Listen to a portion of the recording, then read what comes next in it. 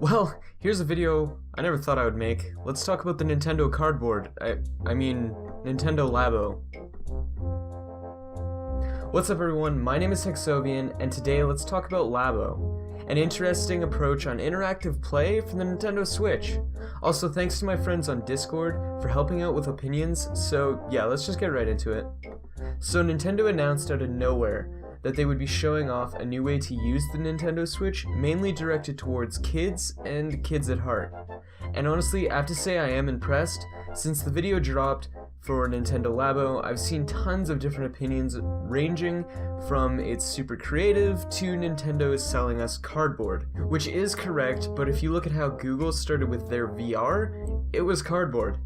To put it simple, I think LABO is a really cool idea. It's super creative and it will finally use the Joy-Con technology to the fullest. Obviously, LABO will not be a core Nintendo franchise, but I really hope to see more out of it other than just the two varieties, or Toy-Cons as they're called, in the future. So now let's actually talk about what we saw in the video. The main idea was basically Nintendo on acid in terms of motion controls. All of the minigames use in some way the IR camera and motion technology of the Joy-Cons, and combined with cardboard contraptions give a playable experience. The most interesting game we actually saw was the VR-esque robot game, but we're going to talk a bit more about that one in a minute because it brings up a good question. We saw a bunch of other games like a piano, fishing, motorcycle racing, honestly excited to see more of that one, and a type of house. These are the ones that are in the first variety pack, but there's also a bunch more that were shown off which would probably be released at a later date. These games are obviously aimed to people who don't necessarily take games super seriously, but I gotta say once again, I'm excited to try out the first game bundle. I'm not entirely sold on the robot game, and here's why. If we take a look at this clip of the kid in the accessory to play the game, he has 6 Joy-Cons attached to him. 6 is a crazy amount needed to successfully do this.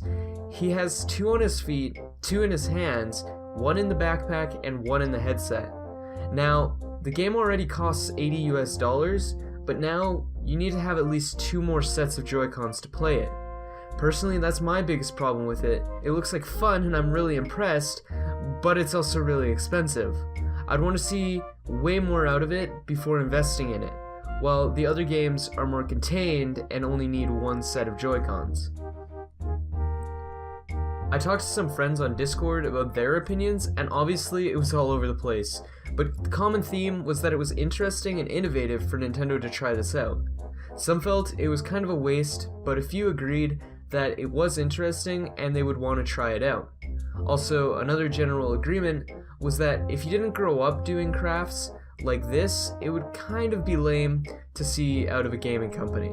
But for the people who did or still do enjoy crafts, it'll be an interesting experience to actually try out and potentially really like.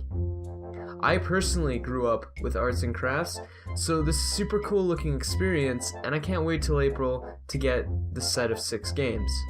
I think LABO will be very, very, very niche, but I think it will find its place whether it survives and just stays small, blows up, or ultimately flops. Anyways, this was just a quick video with some of my thoughts on Nintendo LABO, and I'd like to hear yours. Be sure to comment down below, and if you enjoyed, well, subscribe for more. Thank you guys so much for watching.